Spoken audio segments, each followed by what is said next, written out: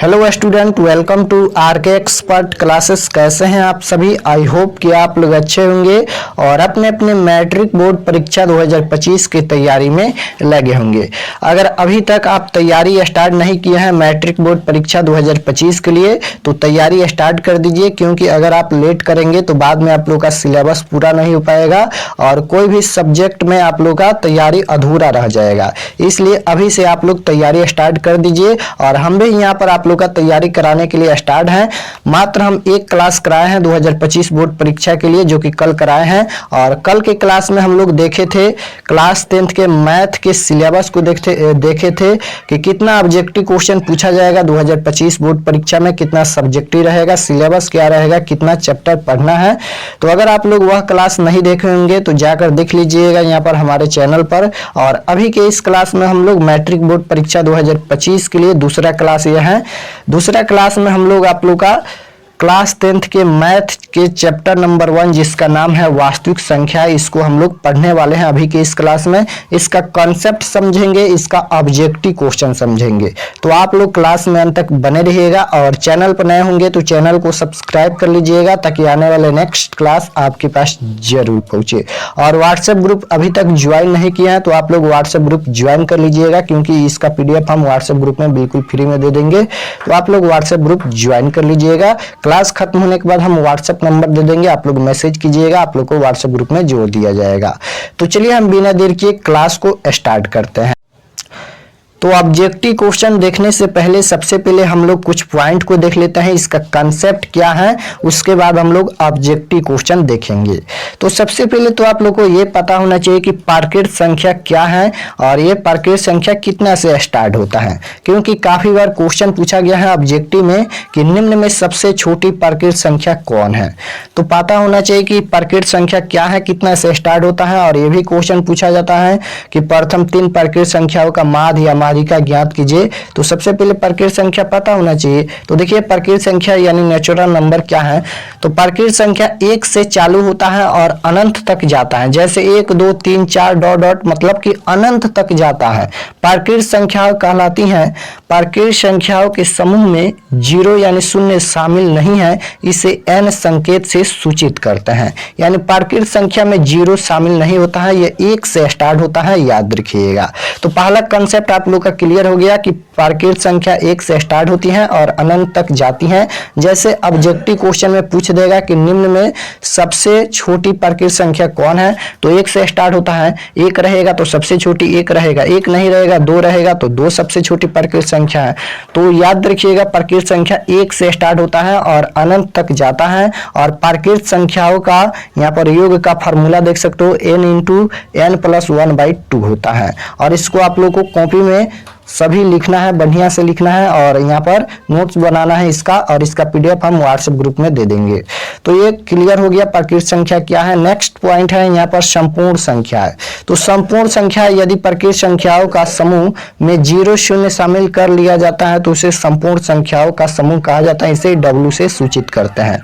यानी संपूर्ण संख्या क्या है, तो देखिए यहाँ पर 1 2 3 इस तरह से पार्किट संख्या हम लोग देखे थे और इसमें केवल शून्य शामिल कर दे तो वही संपूर्ण संख्या हो जाएगा। यानी 0 1 2 3 4 डॉट डॉट इस तरह से अनंत तक जाता है। तो जिसमें शून्य शामिल हो जाएगा उसे संपूर्ण संख्या भी कहते हैं और इसे W से सूचित किया जाता है।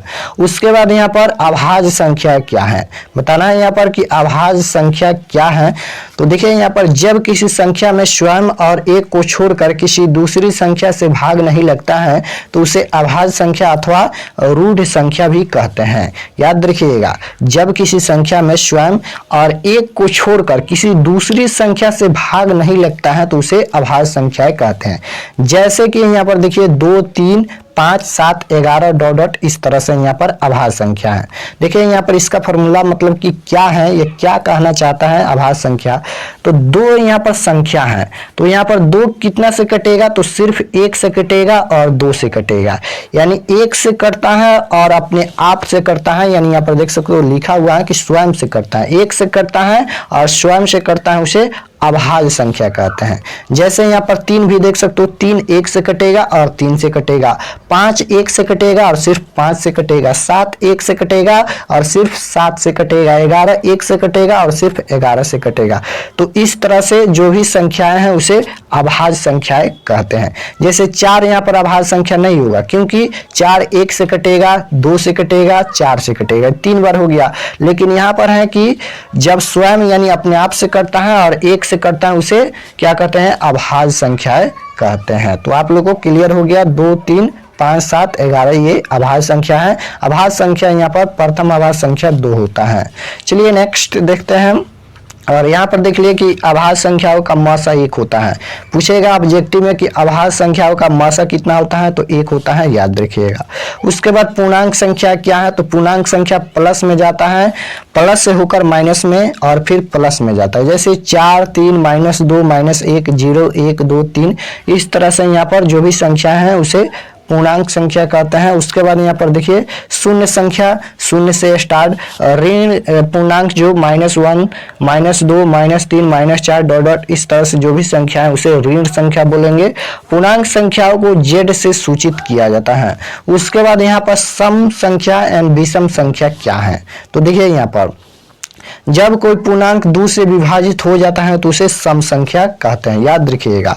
जब कोई पूर्णांक 2 से विभाजित हो जाता है तो उसे सम संख्या कहते हैं। जैसे 2 देखिए, 2 में 2 से पूरा भाग लग जाएगा, 4 में 2 से पूरा भाग लग जाएगा, 6 में 2 से पूरा भाग लग जाएगा, उसके बाद 8 में 2 से पूरा भाग लग जाएगा। तो इसे हम लोग क्या बोलेंगे, सम संख्या बोलेंगे। सम संख्या प्रथम सम संख्या 2 होता है, 2 से स्टार्ट होता है, देख सकते हो।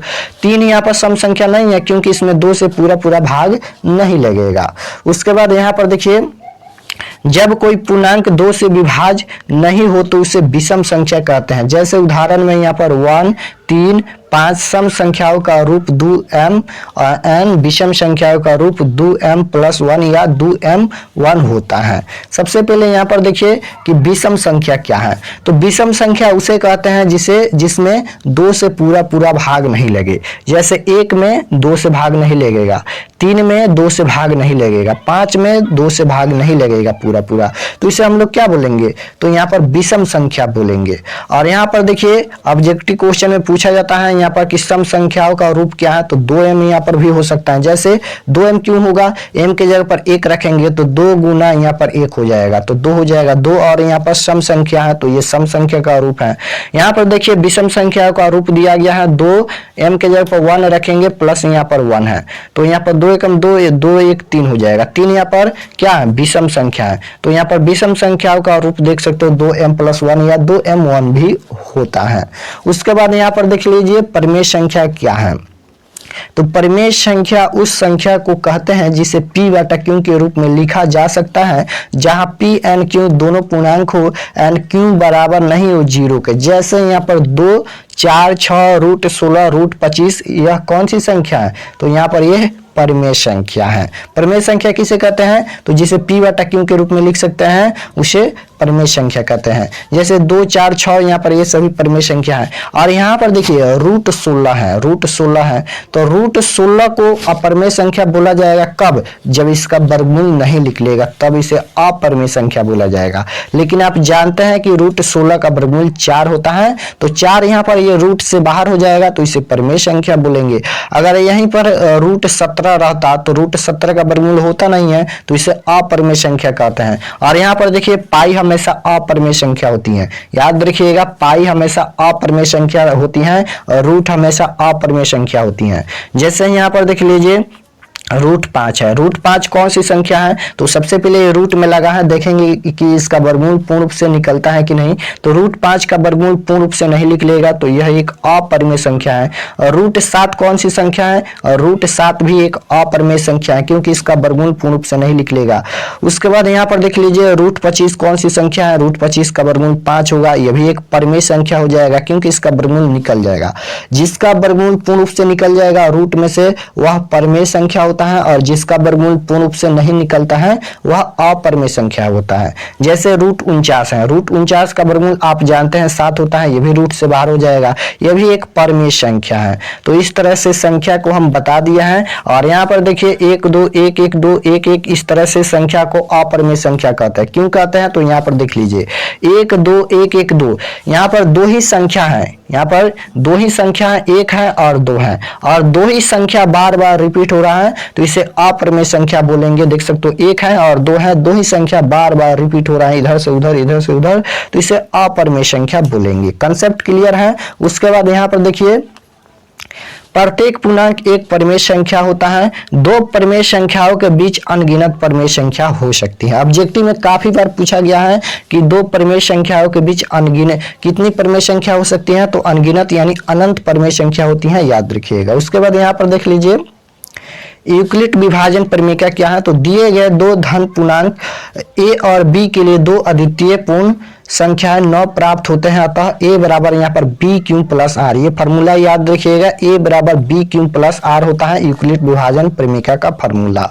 उसके बाद यहाँ पर देख लीजिए दो धनात्मक पूर्णांकों a एंड b के लिए HCF a b और यहाँ पर गुना LCM a गुना b अर्थात मौसा गुना लसा, एक संख्या दूसरी संख्या, यहाँ पर ये फॉर्मूला होता है। यहाँ पर देख सकते हो मौसा गुना लसा यानी एक संख्या दूसरी संख्या, यहाँ पर पहली संख्या और दूसरी संख्या का गुणनफल होता है, ये फॉर्मूला आप लोग याद रखिएगा। उसके बाद यहाँ पर देखिए परिमेय संख्या का दशमलव प्रसार शांत एवं आवर्ती होता है। परिमेय संख्या का दशमलव प्रसार कैसा होता है, तो शांत होता है एवं आवर्ती होता है। उसके बाद यहाँ पर देखिए सह आभाज्य संख्या क्या, उसके बाद यहाँ पर सह आभाज्य संख्या है, तो सह आभाज्य संख्या क्या है, तो जिसका HCF 1 होता है उसे सह आभाज्य संख्या कहते हैं, याद रखिएगा। जिसका HCF का मतलब मौसा होता है, तो जिसका मौसा 1 होता है उसे सह आभाज्य संख्या कहते हैं, और LCM का मतलब लसा होता है। जैसे यहाँ पर सह आभाज्य संख्या जिसका HCF यानी मौसा 1 होता है, जैसे 5 7 का मौसा निकालेंगे यानी HCF निकालेंगे 1 होगा, 2 3 का मौसा यानी HCF निकालेंगे तो 1 होगा, तो जिसका मौसा यहाँ पर 1 होता है उसे सह आभाज्य संख्या कहते हैं। उसके बाद चलिए हम लोग इसका ऑब्जेक्टिव क्वेश्चन देखेंगे, और वैसे ऑब्जेक्टिव क्वेश्चन देखेंगे जो हर साल एग्जाम में पूछा जाता है और 2025 बोर्ड परीक्षा में पूछने की 100% संभावना है। तो सबसे फर्स्ट क्वेश्चन देखिए, यहाँ पर सबसे पहले हम सॉल्यूशन के साथ इसका आंसर बताएंगे, कॉन्सेप्ट देंगे, और इसके बाद लगभग 2 से 3 दिन के बाद फिर इसका टेस्ट भी होगा, तो आप लोग टेस्ट जरूर दीजिएगा। फर्स्ट क्वेश्चन पूछा गया है कि 20 का अभाज्य गुणनखंड में 2 का घातांक क्या होगा। हर साल इस तरह से एक क्वेश्चन पूछा ही जाता है। क्वेश्चन क्या पूछा गया है, 20 का अभाज्य गुणनखंड में 2 का घातांक पूछा गया है। तो सबसे पहले हम लोग 20 का अभाज्य गुणनखंड कर लेते हैं। यहाँ पर 20 का अभाज्य गुणनखंड करेंगे, 2 का घातांक पूछा गया है, 2 से कटाएंगे 10 होगा, 2 से कटाएंगे कितना होगा 5 होगा। उसके बाद यहाँ पर 5 से कटेगा 1 होगा। तो यहाँ पर क्या पूछा गया है, 2 का घातांक पूछा गया है। तो 2 का घातांक देख लीजिए, 2 कितना बार है, तो 1 बार और यहाँ पर 2 बार। यहाँ पर 2 का घातांक कितना है, तो 2 बार है, तो इसका घातांक 2 होगा, जो कि ऑप्शन नंबर सी में दिया गया है। ऑप्शन नंबर सी बिल्कुल राइट आंसर होगा। कोई भी क्वेश्चन अगर इस तरह से पूछा जाता है तो सबसे पहले उसका अभाज्य गुणनखंड करके देख लीजिएगा कि उसका घातांक कितना है। जैसे 2 का घातांक पूछा गया है, 2 बार आया है, तो इसका घातांक 2 होगा। जैसे 5 का घातांक पूछता कि 20 का अभाज्य गुणनखंड में 5 का घातांक कितना है, तो 5 1 बार है, तो 5 इसका 1 बार 1 इसका राइट आंसर होता। चलिए नेक्स्ट क्वेश्चन, फर्स्ट क्वेश्चन का सॉल्यूशन आप लोग को समझ आ गया होगा। उसके बाद 2 नंबर क्वेश्चन देखिए, 2 नंबर क्वेश्चन पूछा गया है, निम्न में कौन परिमेय संख्या है। निम्न में कौन परिमेय संख्या है, तो सबसे पहले √5 का वर्गमूल नहीं निकलता है, तो यह एक अपरिमेय संख्या है। ऊपर हम बताए हैं अपरिमेय संख्या है, जब इसका वर्गमूल नहीं निकलेगा तो इसे p/q के रूप में नहीं लिख सकते हैं, और जिसे p/q के रूप में नहीं लिख सकते हैं उसे अपरिमेय संख्या कहते हैं, और जिसे p/q के रूप में लिख सकते हैं उसे परिमेय संख्या कहते हैं। √6 का भी वर्गमूल पूर्ण रूप से नहीं निकलेगा, यह भी एक अपरिमेय संख्या है। और √3 का भी वर्गमूल पूर्ण रूप से नहीं निकलेगा, यह भी एक अपरिमेय संख्या है। और √25 का वर्गमूल 5 होगा, तो ये रूट से बाहर हो जाएगा, तो 5 के नीचे हम 1 लिख कर इसे p/q के रूप में लिख सकते हैं। तो यह कौन सी संख्या हो जाएगा, यह एक परिमेय संख्या है। तो इसका right answer option number D हो जाएगा। और रूट 25 एक परिमेय संख्या होता है। बाकी ये भी अपरिमेय संख्या है, ये भी अपरिमेय संख्या है, ये भी अपरिमेय संख्या है। चलिए नेक्स्ट क्वेश्चन 3 नंबर पूछा गया है, दो लगातार संख्याओं का मौसा। दो लगातार संख्याओं का मौसा क्या होता है? मौसा यानी एचसीएफ पूछा गया है, दो लगातार संख्याओं का मौसा। तो ऊपर हम लोग देखे थे कि दो लगातार संख्याओं का मौसा यानी एचसीएफ 1 होता है, जो कि ऑप्शन नंबर ए में दिया गया है। ऑप्शन नंबर ए बिल्कुल राइट आंसर होगा। नेक्स्ट क्वेश्चन 4 नंबर देखिए, वही क्वेश्चन हम ऊपर बताए हैं कि दो संख्या है और दो ही संख्या बार बार रिपीट हो रहा है। यहाँ पर 1 है 2 है, दो ही संख्या बार बार रिपीट हो रहा है, तो इसे कौन सी संख्या बोलेंगे? तो अपरिमेय संख्या बोलेंगे। तो इसका right answer option number B correct answer होगा, यह एक अपरिमेय संख्या है। नेक्स्ट क्वेश्चन देखिए यहाँ पर 5 नंबर क्वेश्चन दिया गया है, 2 प्लस में यहाँ पर रूट 2 दिया गया है। पूछा गया है कि यह कौन सी संख्या है। तो यहाँ पर देखिए, सबसे पहले तो यहाँ पर देख लीजिए 2 कौन सी संख्या है। तो 2 तो एक परिमेय संख्या है क्योंकि ये रूट से बाहर है, और यहाँ पर प्लस में रूट 2 दिया गया है, तो रूट 2 एक अपरिमेय संख्या है। 2 यहाँ पर परिमेय संख्या है और रूट 2 एक अपरिमेय संख्या है, क्योंकि रूट 2 का वर्गमूल पूर्ण रूप से नहीं निकलेगा, तो यह एक अपरिमेय संख्या है। तो याद रखिएगा, एक परिमेय संख्या और एक अपरिमेय संख्या का गुणनफल या भागफल या योगफल या उसका अंतर हमेशा आंसर क्या आता है? तो एक अपरिमेय संख्या आता है। तो इसका right answer option number A हो जाएगा, यह एक अपरिमेय संख्या है। यहाँ पर देखिए 2 प्लस रूट 2 दिया गया है, यानी 2 प्लस यहाँ पर योगफल करेंगे। तो अभी हम बताए हैं कि एक परिमेय संख्या और एक अपरिमेय संख्या का गुणनफल यानी गुना करेंगे तभी अपरिमेय संख्या होगा, इसको जोड़ेंगे तभी अपरिमेय संख्या होगा, घटाएंगे तभी अपरिमेय संख्या होगा। तो याद रखिएगा, एक परिमेय संख्या और एक अपरिमेय संख्या का गुणनफल या भागफल हमेशा अपरिमेय संख्या होता है। चलिए नेक्स्ट क्वेश्चन देखते हैं 6 नंबर क्वेश्चन है, पाई है। बताना है कि पाई कौन सी संख्या है। तो पाई हमेशा अपरिमेय संख्या होता है, जो कि हम लोग ऊपर देखे हैं कि पाई हमेशा कौन सी संख्या होती है? तो पाई हमेशा अपरिमेय संख्या होती है। नेक्स्ट क्वेश्चन 7 नंबर पूछा गया है, दो लगातार सम संख्याओं का एचसीएफ क्या होगा। यहाँ पर देखिए 2 लगातार सम संख्याओं का एचसीएफ पूछा गया है, तो इसका एचसीएफ 2 होता है। याद रखिएगा, ऑप्शन नंबर यहाँ पर बी बिल्कुल राइट आंसर होगा। नेक्स्ट क्वेश्चन 8 नंबर पूछा गया है कि निम्नलिखित में कौन अभाज्य संख्या है। तो हम लोग ऊपर देखे थे कि जो संख्या 1 से करता है और अपने आप से करता है उसे अभाज्य संख्या कहेंगे। तो यहाँ पर अभाज्य संख्या यहाँ पर 91 नहीं होगा, क्योंकि 91 1 से कटेगा और 13 से कटेगा, 91 से कटेगा। 20 भी यहाँ पर अभाज्य संख्या नहीं होगा, 20 2 से कटेगा, 1 से कटेगा, फिर यहाँ पर 5 से कटेगा, 10 से कटेगा, फिर उसके बाद 20 से कटेगा। तो यह भी एक अभाज्य संख्या नहीं है। और यहाँ पर देखिए 41 सिर्फ 1 से कटेगा और सिर्फ 41 से कटेगा, तो 41 यहाँ पर एक अभाज्य संख्या है, इसलिए इसका right answer option number C होगा। नेक्स्ट क्वेश्चन देखिए 9 नंबर, कंसेप्ट क्लियर होना चाहिए, कोई डाउट नहीं होना चाहिए। कोई भी डाउट होगा कमेंट में जरूर बताइएगा। 9 नंबर क्वेश्चन देखिए 2/20 का दशमलव प्रसार क्या होगा। यहाँ पर अब दशमलव प्रसार पूछा गया है, तो जब भी दशमलव प्रसार पूछेगा तो हर का गुणनखंड कीजिएगा। हर का मतलब यहाँ पर 2/20 दिया गया है, तो हर नीचे वाला होता है और यहाँ पर अंश ऊपर वाला होता है। तो हर का गुणनखंड कीजिएगा। सबसे पहले 20 का यहाँ पर अभाज्य गुणनखंड कर लेते हैं। तो देखिए यहाँ पर 2 से कटाएंगे कितना होगा, तो 2 से कटाएंगे तो यहाँ पर ये 10 हो जाएगा। 2 से कटाएंगे 5 होगा, 5 से कटाएंगे 1 होगा।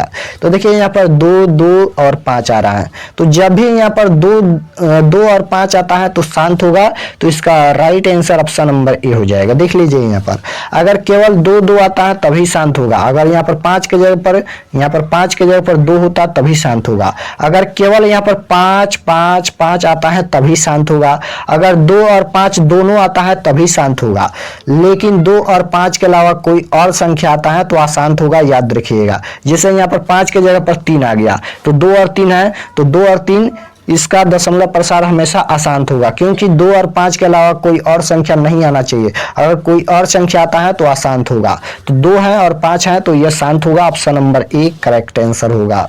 नेक्स्ट क्वेश्चन देखिए 10 नंबर है, संख्या 25 और 50 का एचसीएफ और एलसीएम तथा गुणनफल क्या होगा। गुणनफल पूछा गया है, तो 25 गुना 50 करेंगे तो इसका राइट आंसर 1250 आएगा, जो कि ऑप्शन नंबर बी में दिया गया है।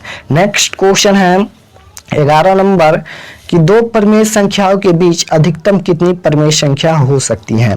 बताना है कि 2 परिमेय संख्याओं के बीच अधिकतम कितनी परिमेय संख्या हो सकती है। तो हम लोग ऊपर देखे थे कि 2 परिमेय संख्याओं के बीच अधिकतम अनंत यानी अनगिनत परिमेय संख्या हो सकती है। तो इसका right answer option number D हो जाएगा, अनंत परिमेय संख्या हो सकती है। नेक्स्ट क्वेश्चन लिख लीजिए 12 नंबर, निम्न में कौन सा परिमेय संख्या है। अब यहाँ पर भी परिमेय संख्या पूछा गया है और √7 का वर्गमूल पूर्ण रूप से नहीं निकलेगा, यह एक अपरिमेय संख्या है। और √3 का भी वर्गमूल पूर्ण रूप से नहीं निकलेगा, यह भी एक अपरिमेय संख्या है। √5 है, √5 का भी वर्गमूल पूर्ण रूप से नहीं निकलेगा, यह भी एक अपरिमेय संख्या है। और यहाँ पर डी नंबर देखिए दिया गया है √5 और गुना दिया गया है √5। तो √5 में √5 से गुना करेंगे तो ये √25 हो जाएगा। और √25 का वर्गमूल आप जानते हैं कि 5 होता है। तो 5 कौन सी संख्या है, रूट से बाहर हो गया, तो 5 एक परिमेय संख्या हो जाएगा। इसलिए इसका right answer option number D होगा, √5 गुना √5 एक परिमेय संख्या होगा। क्योंकि अगर केवल √5 होता तो यहाँ पर अपरिमेय संख्या हो जाता, लेकिन यहाँ पर √5 गुना √5 है तो गुना करेंगे √25 और √25 का वर्गमूल 5 हो जाएगा। तो ये रूट से बाहर हो जाएगा, तो यह एक परिमेय संख्या है। कंसेप्ट क्लियर होना चाहिए। नेक्स्ट क्वेश्चन 13 नंबर देखिए, यूक्लिड विभाजन एल्गोरिथम 2 धनात्मक पूर्णांकों के निम्न में से किसे परिकलित करने की तकनीक है। तो ये एचसीएफ होता है, याद रखिएगा। ऑप्शन नंबर बी बिल्कुल राइट आंसर होगा, क्योंकि यूक्लिड विभाजन एल्गोरिथम से हम लोग एचसीएफ ही निकालते हैं। नेक्स्ट क्वेश्चन देखिए 14 नंबर, ये क्वेश्चन आप लोग का एग्जाम में पूछा गया है, क्लास 9 के एग्जाम में, जो कि 2024 में आप लोग एग्जाम दिया है, उसमें एक क्वेश्चन है और ये 10th में भी पूछा जाता है। तो देखिए यहाँ पर क्वेश्चन क्या है, तो 8 के पावर यहाँ पर 0 है, गुना में यहाँ पर 20 के पावर 0 है और इसका मान पूछा गया है। तो हम बताए थे कि अगर कोई भी संख्या पर पावर 0 होता है तो उसका मान 1 होता है। 8 के पावर 0 है, इसका मान भी 1 होगा। 20 के पावर 0 है, इसका मान भी 1 होगा। 1 में 1 से गुना करेंगे 1 होगा, जो कि ऑप्शन नंबर बी में दिया गया है। बी बिल्कुल राइट आंसर होगा।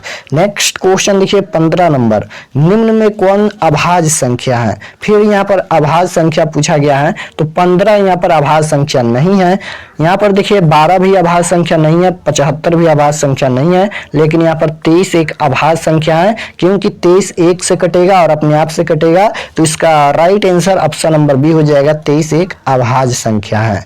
चलिए नेक्स्ट क्वेश्चन है 16 नंबर, निम्नलिखित में कौन परिमेय संख्या है। फिर यहाँ पर परिमेय संख्या पूछा गया है, तो यहाँ पर देखिए 2 माइनस का यहाँ पर √3 दिया गया है। तो अभी हम बताए हैं कि एक परिमेय संख्या और एक अपरिमेय संख्या का योगफल या गुणनफल या घटाएंगे या भाग करेंगे, हमेशा आंसर क्या आता है, अपरिमेय संख्या। तो घटाया गया है, 2 तो एक परिमेय संख्या है, लेकिन √3 एक अपरिमेय संख्या है। तो एक परिमेय संख्या और एक अपरिमेय संख्या का योगफल या भागफल या गुणनफल या घटाएंगे, हमेशा आंसर क्या आता है, अपरिमेय संख्या। तो ऑप्शन नंबर ए अपरिमेय संख्या है। √5 का वर्गमूल निकलेगा नहीं, तो यह भी एक अपरिमेय संख्या है। और सी नंबर देखिए क्या दिया गया है, 2 यहाँ पर 2√3 दिया गया है और बट्टा में यहाँ पर √3 दिया गया है। तो √3 से √3 कैंसिल हो जाएगा, क्या बचेगा, केवल 2 बचेगा। तो 2 कौन सी संख्या है, 2 एक परिमेय संख्या है, इसलिए इसका right answer option number C हो जाएगा। यहाँ पर 2√3 एक परिमेय संख्या है।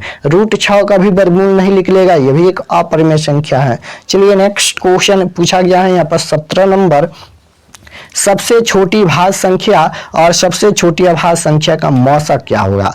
तो सबसे छोटी भाज्य संख्या और यहाँ पर सबसे छोटी अभाज्य संख्या का मौसा 2 होता है, याद रखिएगा। ऑप्शन नंबर बी बिल्कुल राइट आंसर होगा। नेक्स्ट क्वेश्चन यहाँ पर 18 नंबर है कि 2 लगातार संख्याओं का मौसा, 2 लगातार संख्याओं का मौसा हमेशा 1 के बराबर होता है। ऑप्शन नंबर बी बिल्कुल राइट आंसर होगा।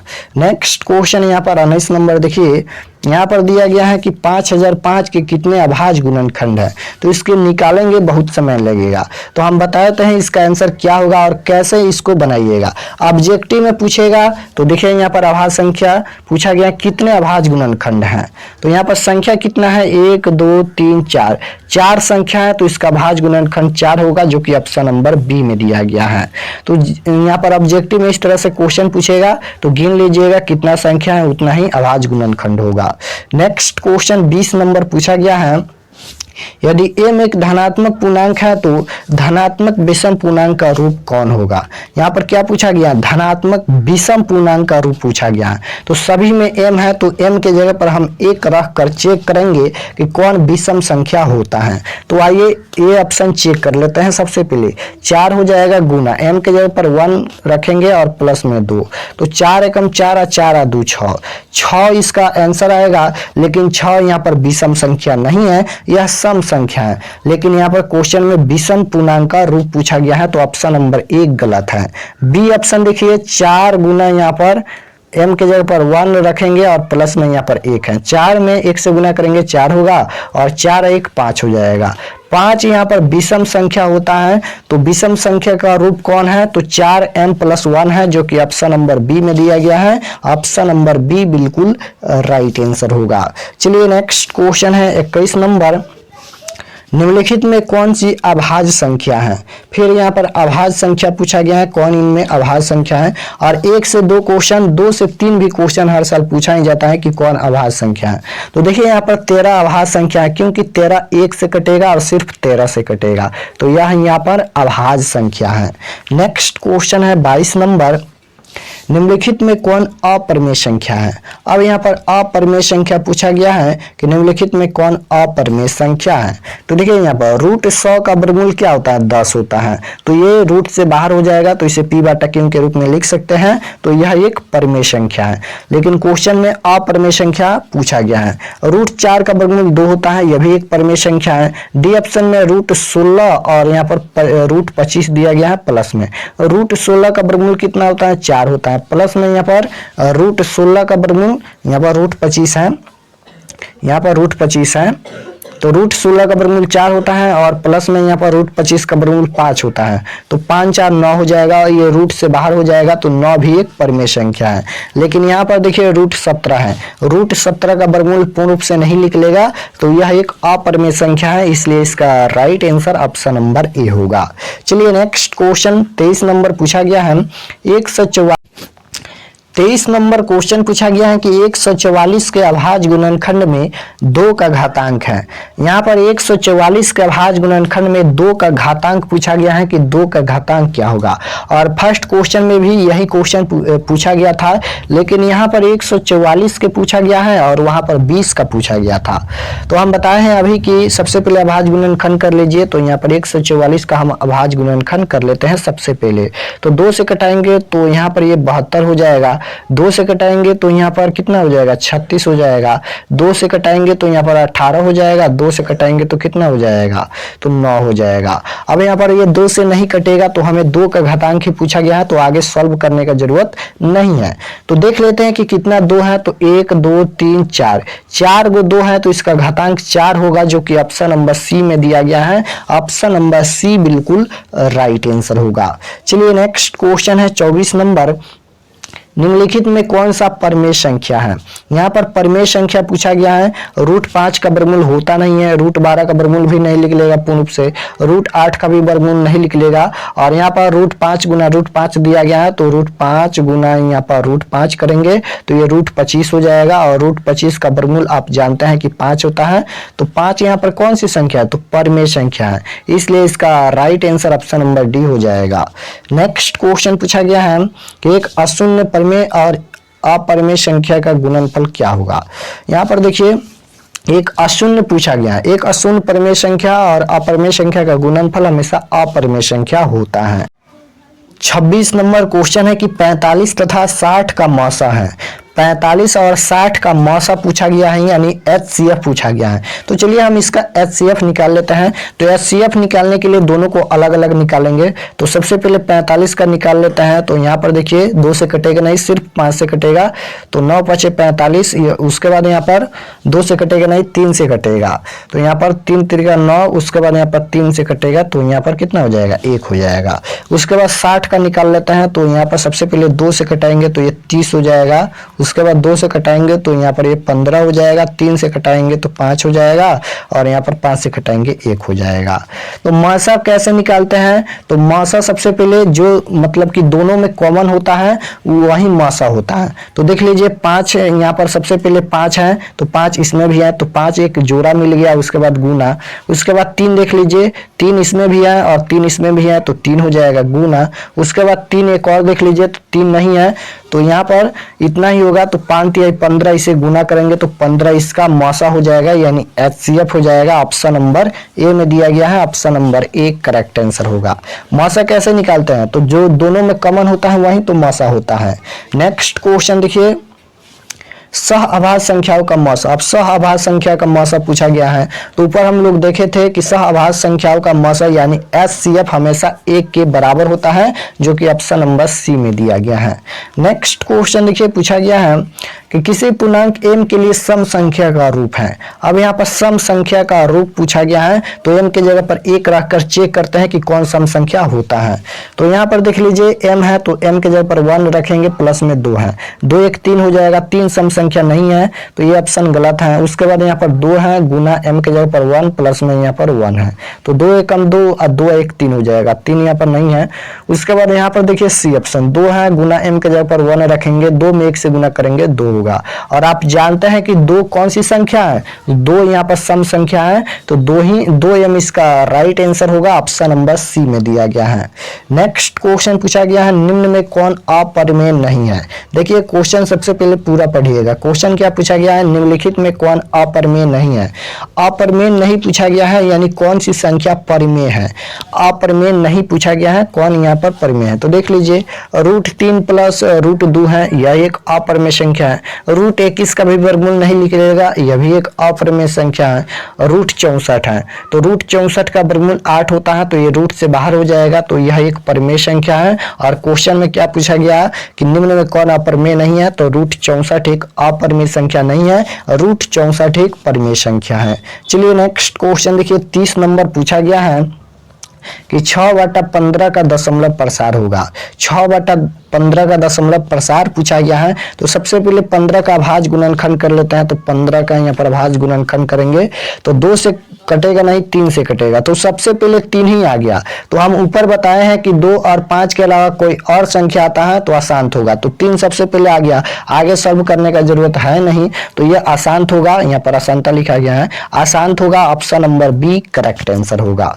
नेक्स्ट क्वेश्चन पूछा गया है, √2 एक संख्या है। √2 कौन सी संख्या है? √2 का वर्गमूल निकलेगा नहीं, तो यह एक अपरिमेय संख्या है। ऑप्शन नंबर ए बिल्कुल राइट आंसर होगा। √2 कौन सी संख्या है? यह एक अपरिमेय संख्या है।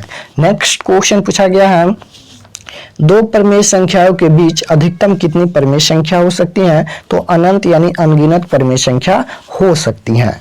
नेक्स्ट क्वेश्चन है, एक परिमेय संख्या और एक अपरिमेय संख्या का गुणनफल क्या होगा? तो अभी हम बताए हैं कि एक परिमेय संख्या और एक अपरिमेय संख्या का गुणनफल पूछे या भागफल पूछे या योगफल पूछे, हमेशा अपरिमेय संख्या होता है। तो इसका right answer option number B होगा, अपरिमेय संख्या होता है। गुणनफल पूछा गया है, अपरिमेय होगा।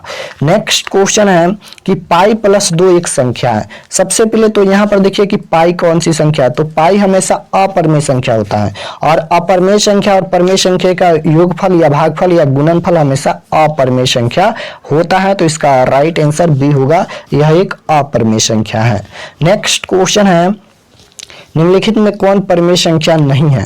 पूछा गया है इनमें कौन परिमेय संख्या नहीं है, नहीं पूछा गया है, यानी कौन अपरिमेय संख्या है। रूट 81 का वर्गमूल कितना होता है? तो यहाँ पर 9 होता है, तो 9 रूट से यहाँ पर 81 जो है वह रूट से बाहर हो जाएगा, तो 9 एक परिमेय संख्या है।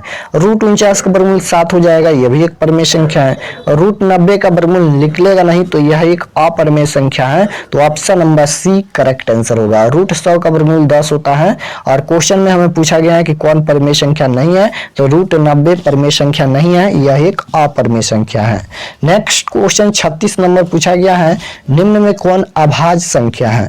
फिर अभाज्य संख्या पूछा गया है, तो देखिए तो यहाँ पर शायद यहाँ पर 31 अभाज्य संख्या होगा, क्योंकि 31 1 से कटेगा और सिर्फ 31 से कटेगा, तो इसका right answer option number D होगा। नेक्स्ट क्वेश्चन है, निम्न में सबसे छोटी प्रकृत संख्या है। सबसे छोटी प्रकृत संख्या, तो ऊपर हम बताएं कि प्रकृत संख्या 1 से स्टार्ट होता है और अनंत तक जाता है, तो सबसे छोटी प्रकृत संख्या 1 है, 1 से स्टार्ट होता है, ऑप्शन नंबर बी बिल्कुल राइट आंसर होगा। नेक्स्ट क्वेश्चन है यहाँ पर कि प्रथम 38 नंबर क्वेश्चन है कि प्रथम 10 प्रकृत संख्याओं का योगफल क्या होगा?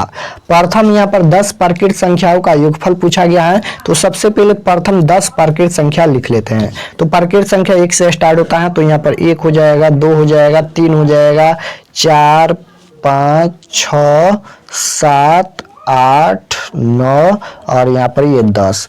तो यहाँ पर इसका योगफल बताना है, तो सभी को जोड़ लीजिए, तो सभी को जोड़ेंगे तो 55 आएगा, जो कि ऑप्शन नंबर सी में दिया गया है। ऑप्शन नंबर सी बिल्कुल राइट आंसर होगा।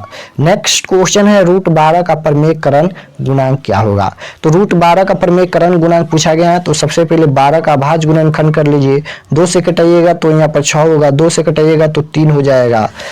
तो यहाँ पर देखिए 2 को 2 है, तो 2 एक बाहर हो जाएगा और रूट में यहाँ पर 3 हो जाएगा, तो यहाँ पर 2 रूट 3 होगा, जो कि ऑप्शन नंबर यहाँ पर डी में दिया गया है। ऑप्शन नंबर डी बिल्कुल राइट आंसर होगा। नेक्स्ट क्वेश्चन 40 नंबर पूछा गया है कि 16 के पावर 0 प्लस 4 के पावर 0 इसका आंसर क्या होगा?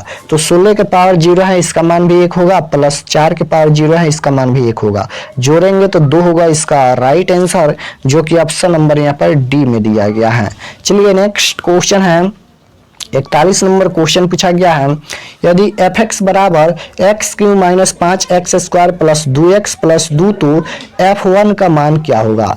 यहाँ पर f1 का मान पूछा गया है, तो देखिए यहाँ पर fx दिया गया है और यहाँ पर x के जगह पर 1 दिया गया है, यानी हमें जहाँ जहाँ x है वहाँ वहाँ 1 रखना होगा। तो चलिए 1 रखकर सॉल्व कर लेते हैं x के जगह पर। यहाँ पर 1 है, 1 का q है, तो यहाँ पर q कर लेते हैं -5 और गुना 1 का यहाँ पर स्क्वायर करेंगे, प्लस में 2 गुना यहाँ पर 1 हो जाएगा, प्लस में यहाँ पर 2 हो जाएगा। 1 का क्यों करेंगे तो 1 ही होगा, और यहाँ पर -5 गुना यहाँ पर 1 का स्क्वायर 1 होगा, प्लस में यहाँ पर गुना करेंगे 2 हो जाएगा, प्लस में यहाँ पर 2 हो जाएगा, यानी 1 -5 और यहाँ पर इसे जोड़ेंगे तो कितना हो जाएगा, तो 2 दूना 4 हो जाएगा, तो 4। तो यहाँ पर देखिए 1 हो जाएगा और यहाँ पर ये प्लस माइनस है यानी घटेगा, तो यहाँ पर -5 में से 4 घटेगा तो यहाँ पर 1 हो जाएगा। 1 में से 1 घटाएंगे 0 होगा, जो कि ऑप्शन नंबर यहाँ पर ए में दिया गया है। ऑप्शन नंबर ए बिल्कुल राइट आंसर होगा। तो यही था 41 क्वेश्चन, जो कि सबसे महत्वपूर्ण था। आप लोग इसे जरूर से जरूर तैयार कर लीजिएगा, क्योंकि इसमें सभी हम कंसेप्ट बता दिए हैं। अगर इसे तैयार कर लेते हैं तो यह मेरा गारंटी है कि फर्स्ट चैप्टर से एक भी प्रश्न नहीं छूटेगा, और कुछ दिन के बाद इसका टेस्ट भी होगा, तो आप लोग जरूर टेस्ट दीजिएगा। और चैनल पर नए होंगे तो चैनल को सब्सक्राइब कर लीजिएगा, ताकि आने वाले नेक्स्ट क्लास आपके पास जरूर पहुंचे।